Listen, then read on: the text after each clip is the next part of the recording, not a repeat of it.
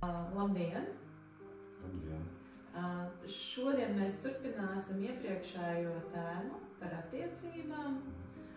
Un es nesen dzirdēju tādu citātu.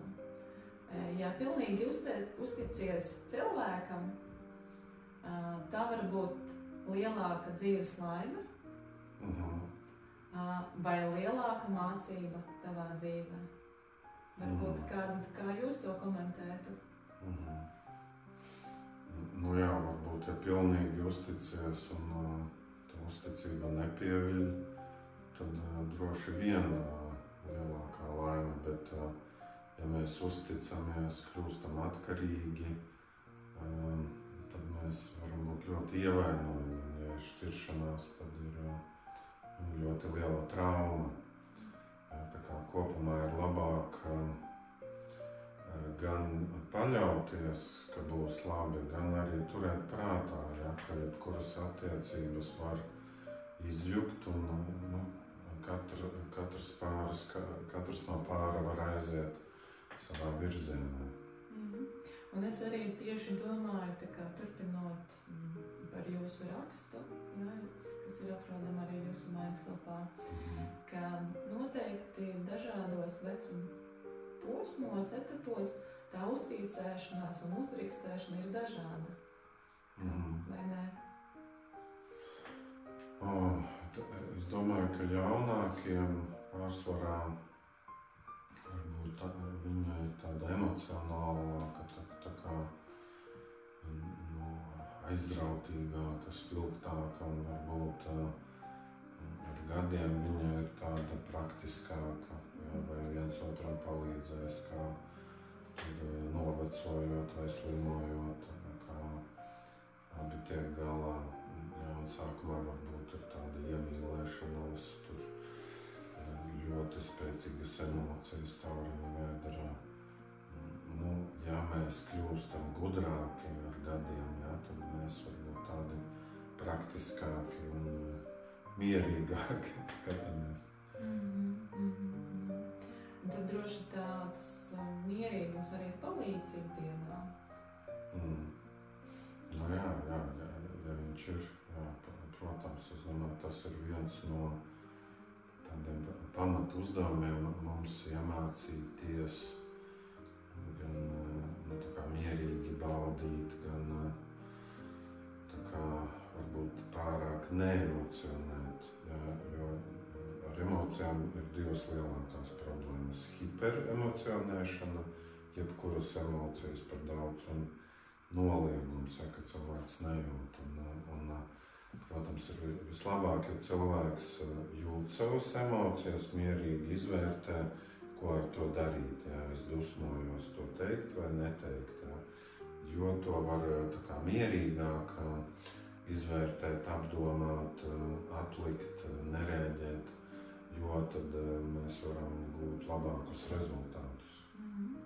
Un te droši vien arī nāk prātā, ka sevi tā kā jāiepazīstina, jo, piemēram, kaut kāda situācija, ka cilvēks zina, ka viņu tas sadusmos vai tas viņam nepatiks, tad viņš jau saprot, kā reaģēt, vai kā vispār iet tajā situācijā, tajā dzīves pieredzē, vai vispār es labāk šoreiz tur vispār neiesaistos. Jā, ir labāk sevi iepazīt un arī otru iepazīt. Piemēram, cilvēki sāk iepazīties pēc kāda brīža, partnerim varbūt ir tāds dusmu uzplaiksnījums, vai, piemēram, apvainošanās. Un tad abi var mācīties, ko ar to darīt. Bet abi jau tad varam pēc tam prognozēt, ka partneris var būt dusmīgs, un tad mācāmies, ko ar to darīt. Stop, neeskalē, stop, piebramzē, atslāpsti. Jā, bet parasti kā palīdzoši tieši nebūt tajā konfliktā, varbūt apstāties, izelpot, un tad, kad ir visiem vēsts prāts, saprast, kas vispār tur bija, kāpēc tik augsti tas emocijas, kāpēc bija tādas lielas dusmas, un ko tālāk ar to darīt? Nu jā, tam, kurš dusmojās, jāmācās to neizgāzt, jā, un partnerim ir arī mācīties to neeskalēt, jā, vēl nekāpināt visu laiku to dusmu līmeni, bet stop, jā, tagad taisam pauzi, jā, kamēr tu nomierināsies, un tad turpināsim tālāk.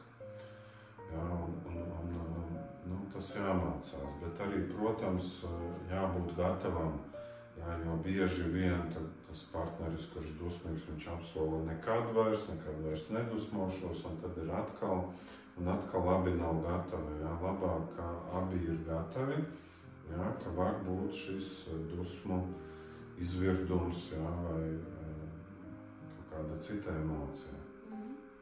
Jā, jo parasti, kad ir dusmu izvirdums, pirms tā ir bijušas vairākas situācijas, kas tā kā provocē to dusmu izvirdumu, jo, respektīvi, tas nav tā kā, tagad būs, tā kā tas lielākoties, tas bija viena situācija, otra, trešā, un tur tas ir atkarīgs no cilvēka un situācija, un tad pēc tam ir tas sprādziens. Jā, labi, ja cilvēks sevī jūt, ja, ka tas jau man nepatīk. Bet bieži vien tie cilvēki, kam ir tie dusmu izvirdumi, viņi saka, jautē man nepatika, te nepatika, un tad pēdējais piliens, tur nezinu, apgāžās ūdens krūze un notiek tā eksplozija. Ja? Tad cilvēkam jāmācās pēc iespējas agrāk teikt, ja? Tas man nepatīk, vai to varētu darīt savādāk, ja? Vai kā tu domāji te. Ja viņš uztver, ka kaut kas pret viņu vai negatīvi, vai viņu ignorē. Jā, bet tātad gan cilvēks sevī to pēta, gan otrs arī var teikt, jā, izskatās, ka tu tagad sadusmojies, bet tu nesaki. Jā, mēģinam izrunāt uzreiz. Jā, vai tagad piebremzē, jā, tagad izskatās, ka tūlīt tev būs tās dusmas, apstājamies, jā, mācamies ar to tik galā kaut kā savādāk. Jā, bieži vien tas nav vienkārši verbalizēt un pateikt un saprast, kas te notiek te un tagad. Jā, un ļoti bieži mēs tajā brīdī arī nesaprotam, kas notiek un kāds ir risinājums. Un tāpēc ir labi, ja pārī var ņemt tādas pauzes un to pieņemt, ka tas ir normāli, ka šobrīd es nesaprotu, vai tu gribi braukt ceļojumā? Šobrīd nesaprotu, ja? Ir kaut kādas emocijas, bet nesaprotu, vai tev, kāpēc tev nepatīk braukt pie manas mammas? Arī uzreiz nesaprotu, ja? Vajag laiku saprast, apdomāties un atkal tas, ko mēs sapratīsim un teiksim partnerim, atkal kā viņš to varēs izturēt, nomenedžēt, ja, un ko ar to darīt. Tas viss prasa laiku, bet pieņemt, ka visam nav jābūt tā viegli, uzreiz saprotami, ja, ka ņemam pauzi, mēģinam saprast, būs daudz arī kaut kādu grūtu brīžu, ja, kad liekas, ka partneris nemīl vai slikti izturās vai ignorē. Ja, tā kā piebremzējam, lēnām mēģinam apdomāt, par to runāt.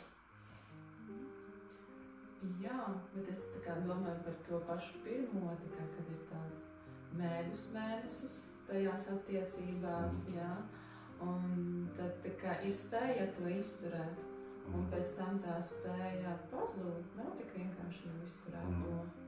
Jā, un to arī būtu labi, ja cilvēki gatavotos iepriekš, ja, ka tas var būt mēnesis, ja, vai, piemēram, gads vai 3 gadi. It kā viss ir labi, Ja, un es pat teiktu, ja viss ir labi un viss patīk gadu, ja, tad būt uzmanīgiem. Skatīties tomēr varbūt kaut kas nepatīk un par kaut ko runāt. Ja, nepatīk, kā tu, nezinu, dzer kafiju, ja, vai kad no rīta esi izspūrusi, ja, ka par tām lietām kaut kā mēģināt runāt, ja, neturēt to sevī, jo ja cilvēki cenšas visu laiku noturēt to pozitīvo, tad tas kādā brīdī apgāžās un tā kā viss ir slikti. Jā, labāk ir, ka jau no sākuma sāk pamanīt, tas nepatīk, mēģinam par to runāt vai vienojamies, jā, kurš restorānā maksā, kurš par dzīvokli maksā. Es arī tieši domāju, ka varbūt tas ir svarīgi, kurā brīdī par to runāt, respektīvi, kad pats cilvēks atrodas kādā emocionālā stāvoklī, un kad tas otrs, vai viņš ir spējīgs vispār tagad uztvert, varbūt viņam galva pilnīgi aizņemt ar kaut ko citu, un tas otrs nāk, kas viņam kaut kas nepatīk, un viņš nav spējīgs to vispār uzklausīt, jo brīžiem tikai ir tādas situācijas, un es tak viņam teicu, es viņam visu laiku saku, un es tak neklausās, un tad droši vien rodas jautājums, kad tu teici, kas tur bija? Nu jā, tad, kad otrs ir emocijās, piemēram, stipri aizvainojies, vai bailēs, vai dusmās, tad droši vien viņš nedzirdēs. Jā, viņš nedzirdēs, un te arī jāmācās, kurā brīdī jāvēro, vai dzird, reaģē, vai nedzird. Jā, un visu laiku monitorēt, kā otrs mūs uztver, jā, vai viņš uztver. Jā, protams, kad mēs paši esam emocijās, mums gribās, lai otrs mūs noteikti dzird, uztver, bet savukārt, ja viņš ir savās emocijās, jā, tad viņš arī neuztver. Jā, un to ņemt vērā. Jā, kad ir hiperemocijas, tad nomierinamies, iepauzējam, jā, ka mēs nespējam tādā brīdī skaidri domāt, saprast, reaģēt, un tāpat partneris. Jā, un ja viņam, piemēram, ir jau tāda uztrenēta reakcija apvainoties un neko nedzirdēt, jā, piemēram, pusstundu, tad mēs jau varam zināt, ok, tagad pusstundu, nekas nav jādara, tur padaru savas lietas, partneris pēc pusstundas atdzisīs, jā, varēsim runāt. Jā, varbūt var pēc 25 minūtēm mēģināt ātrāk sākt komunicēt. Jā, bet ja nav, tad nav. Jā. Tā kā respektējam to, ka otram arī var būt kaut kādas hiperemocijas. Droši vien šādās situācijās var arī jautāt, ka tas otrs būs gatavs runāt par kaut ko, kas ir tagad svarīgs tam pirmajam, jā, vai ne? Var arī jautāt, jā, un citreiz cilvēki saka, šodien nerunājam, jā, runājam rīt, jā, un tas ir viens, jā, bet kas man ienāca vēl prātā, ja ir tāda dramatizēšana, piemēram, es neiemācījos uz eksāmenu, es nenolikšu visu šausmas un raudu un histēriju, tad te, es domāju, var mēģināt, jā, stop, jā, nesatraucies, nedramatizē, tās ir tavas emocijas, tā ir dramatizācija, gan noliksim. Jā, un ka tas var strādāt. Tāpat varbūt ar dusmām. Jā, bet tur jāskatās, jāmācās, kā to pateikt. Jā. Stop, tagad apstājamies. Jā, vai ar bailēm. Protams, ļoti dažādas situācijas un varam skatīties, bet citreiz mēs varam tā kā palīdzēt no tā tik tālu ārā, ja? vai ir aizvainošanās, gan jau tev tā aizvainošanās pāries, ja? Gan jau nekas tāds briesmīgs nav noticis. Jā, es arī domāju par to,